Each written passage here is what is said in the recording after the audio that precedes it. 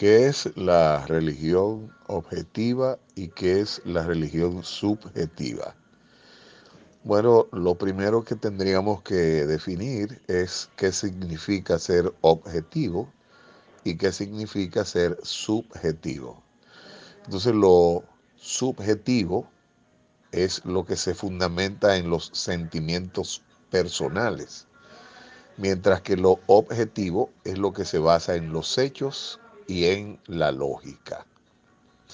Si llevamos esto entonces a la religión, estaríamos diciendo que una religión subjetiva es aquella que no está fundada en los hechos, sino en los sentimientos.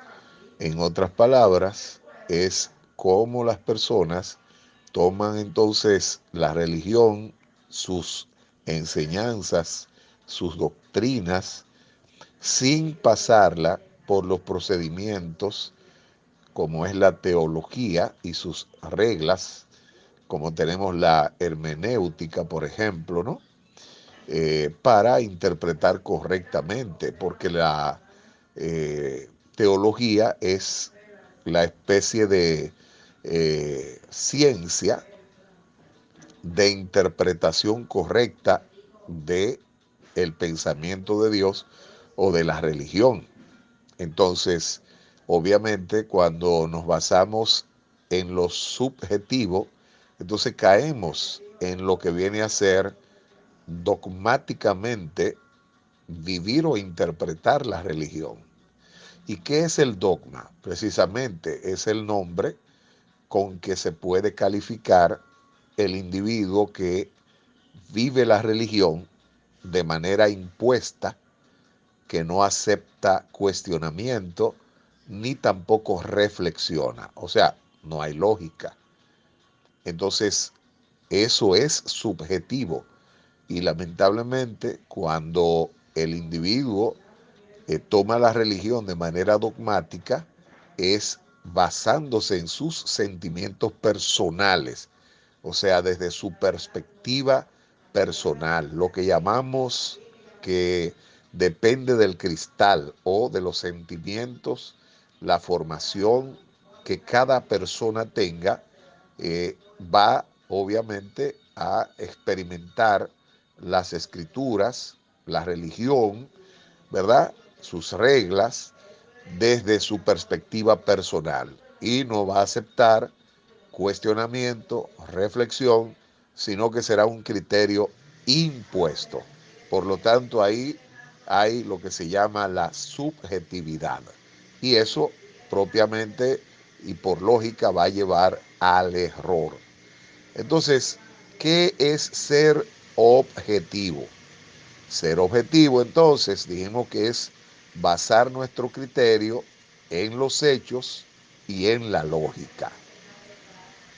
Cuando entonces una persona es objetiva religiosamente, una religión objetiva es aquella, obviamente, que primero se basa en estudiar las reglas de interpretación bíblica a través de la teología, de manera tal que entonces se va a basar en el conocimiento de los hechos y en la lógica para plantear esos hechos que la religión plantea.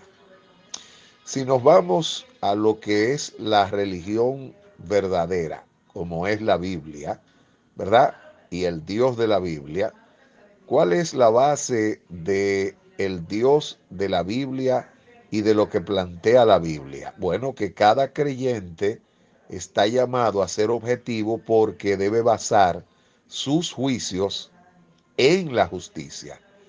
¿Qué es lo que persigue sobre todo una religión? Bueno, la santidad, que la misma Biblia dice como religión, ¿verdad?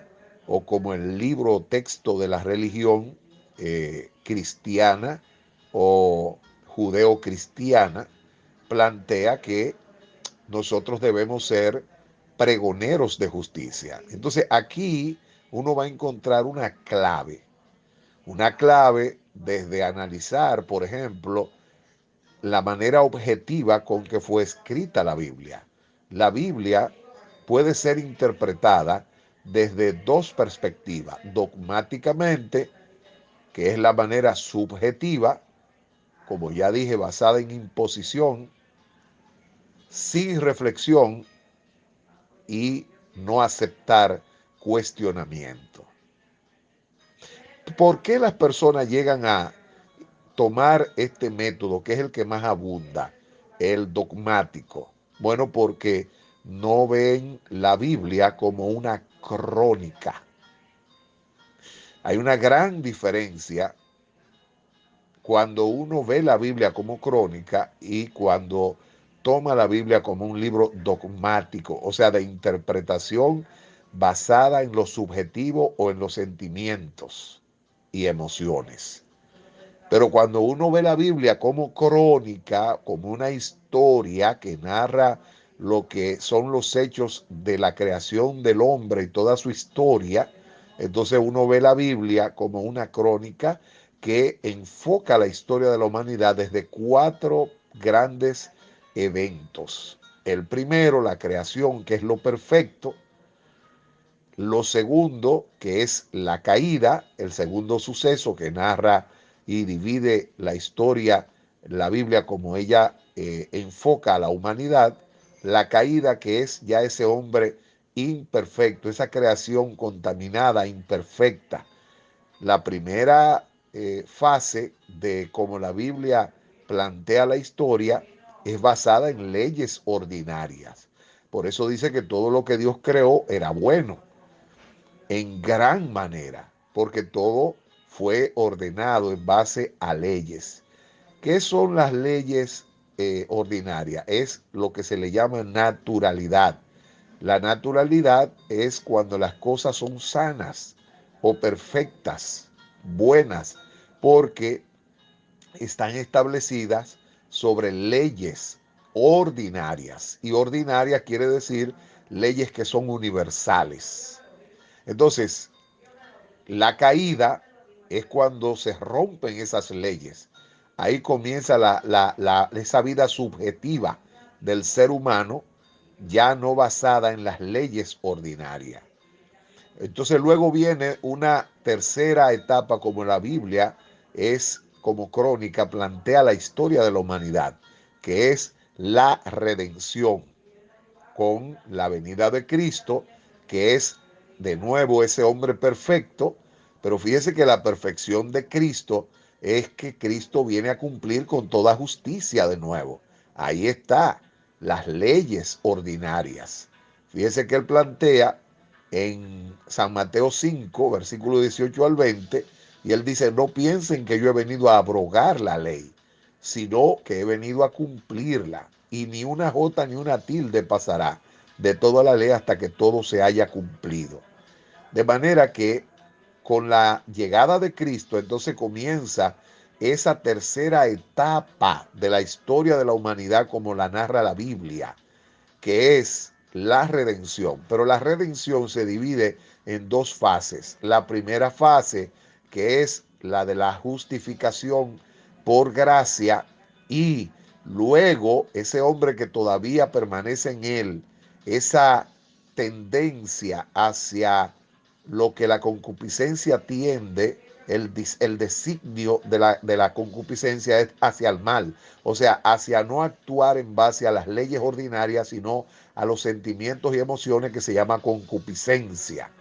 Esa ley permanece en el hombre y lucha ahora con esa nueva naturaleza divina que apela, se inclina hacia la justicia, hacia las leyes ordinarias, que es basarse en los hechos y no en los sentimientos, basarse en la lógica y no en las emociones. Entonces, ¿cuál es la cuarta etapa? Se llama la consumación, que es cuando retorne Cristo y transforme el cuerpo imperfecto, viciado. Por ejemplo, al traducir la palabra concupiscencia, fíjese que es la concupiscencia, es apetito desordenado de placeres deshonestos. ¿Ve dónde está el problema de la subjetividad de la religión cuando el hombre anda en la carne? Lo que dice Gálatas capítulo 5, versículo 19 en adelante. Y manifiestas son las obras de la carne: pleitos, celos, iras, contienda, malicia, hechicería, idolatría, adulterio, fornicación, etcétera, y cosas. Todas esas son acciones basadas en la concupiscencia o sentimientos y emociones que no le permiten al hombre ser objetivo, sino basarse en sentimientos y emociones o la concupiscencia. Entonces vamos a Cristo como ese hombre perfecto que plantea una religión objetiva. Bueno, para ser objetivo, así como los profetas eran objetivos, porque dice Primera de Pedro, capítulo 1, versículos 10 y 11, que los profetas que profetizaron de la gracia destinada a nosotros, fíjese qué método utilizaron, un método objetivo. Ellos inquirían.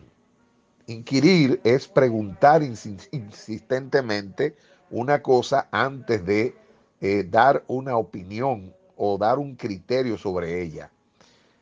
Es indagar, que es hacer un fardo de pruebas o de indicios para poder hacer creíble la opinión, porque está basada en pruebas.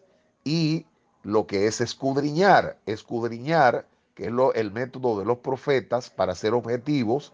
Los profetas, para profetizar con precisión, basados en la verdad, no en subjetividad, entonces escudriñaban. Pero escudriñar es poder entender los hechos o plantear los hechos desde la circunstancia y poder percibir las cosas menos perceptibles, porque este método de 3 pasos de los profetas precisamente es el de escudriñar, el que utilizan los jueces. Los jueces están para impartir la justicia.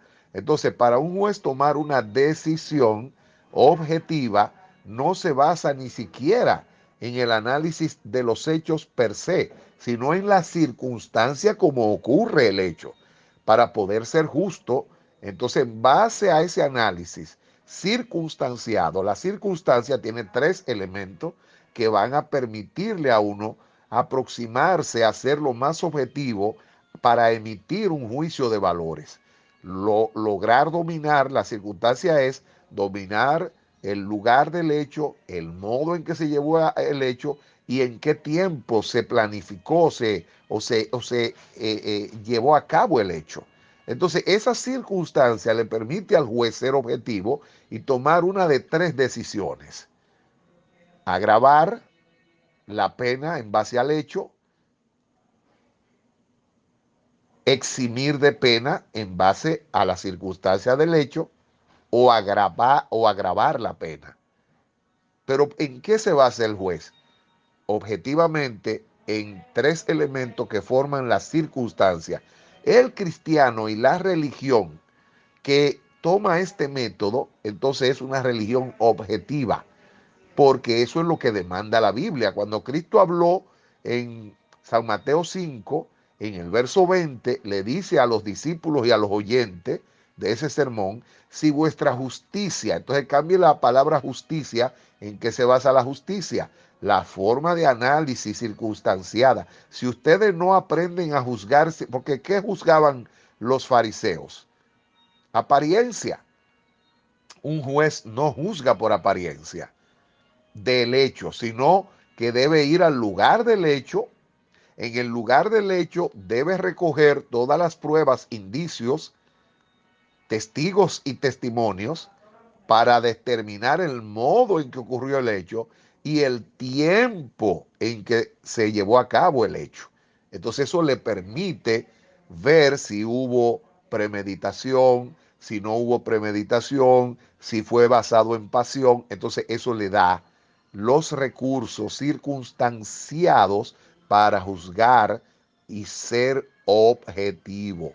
En la religión, lamentable y tristemente, este es el método que todo religioso debía utilizar para ser pregonero de la justicia: basarse en analizar los hechos desde las circunstancias, ni siquiera el hecho per se, y eso le va a permitir aplicar lo que es la lógica y Basarse en los hechos circunstanciadamente es lo que permite ser objetivo en la religión.